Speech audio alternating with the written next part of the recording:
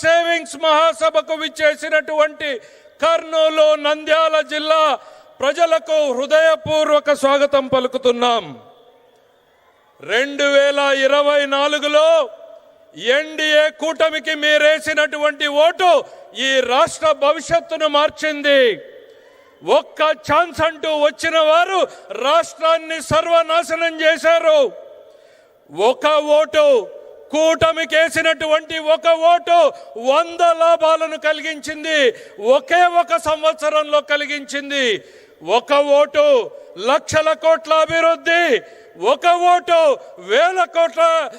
వేల కోట్ల సంక్షేమం, ఒక ఓటు పోలవరానికి 12,500 కోట్లు, ఒక ఓటు అమరావతికి 15,000 కోట్లు, ఒక ఓటు విశాఖ ఉక్కుకి 11,450 కోట్లు, ఒక ఓటు విశాఖకు రైల్వే జోన్, ఒక ఓటు నేషనల్ హైవేస్ కు 70,000 కోట్లు, ఒక ఓటు రైల్వే ప్రాజెక్టులకు 70,000 కోట్లు, ఒక ఓటు కొప్పర్తి ఓర్వకల్లు ఇండస్ట్రియల్ కారిడార్, ఒక ఓటు 1,00,000 కోట్ల బీపీసీఎల్ రిఫైనరీ, ఒక ఓటు 1,00,000 కోట్ల ఆర్సిలర్ మిట్టల్, ఒక ఓటు 16,000 డిఎస్సి ఉద్యోగాలు, ఒక ఓటు 65 లక్షల మందికి తల్లులకు వందనంతో 15,000, ఒక ఓటు రైతులకు భరోసా డబ్బులు, ఒక ఓటు ఉచిత బస్సు, ఒక ఓటు ఉచిత సిలిండర్లు, ఒక ఓటుతో ఇప్పుడు సూపర్ జిఎస్టి పేరుతో ధరల తగ్గింపు, ప్రతి కుటుంబానికి సంవత్సరానికి 20,000కు పైగా ఆదా కలిగేలాగా, టూత్ పేస్ట్ నుండి సబ్బుల నుండి సిమెంటు స్టీల్ వరకు, రైతులు కొనేటువంటి ట్రాక్టర్ల వరకు, తినే పదార్థాల మీద ప్రతి కుటుంబంలో ప్రతిరోజు చేకూరేటువంటి లబ్ధి ఈరోజు సూపర్ జిఎస్టితో చేసినటువంటి ఈ జబ్ది. దీన్ని ఇంటింటికి తీసుకెళ్లడానికి నారా చంద్రబాబు నాయుడు గారి ఆదేశాలతో నారా లోకేష్ గారి నేతృత్వంలో ఒక టీం పనిచేసింది. Prime minister Saab, we have conducted more than 98,000 street corner meetings, awareness camps in the schools, hospitals, in every street on the outreach program on the GST, sir.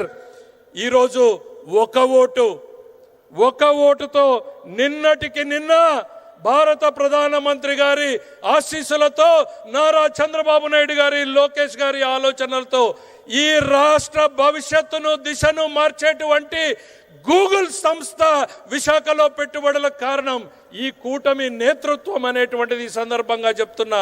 ఒక్కసారి చూడండి, కనుల పండుగగా ఉన్నటువంటి నరేంద్రుడు, ఇంద్రుడు, తుఫాన్ లాంటి పవన్ కళ్యాణ్ అనేటువంటిది ఈ సందర్భంగా చేస్తున్నా.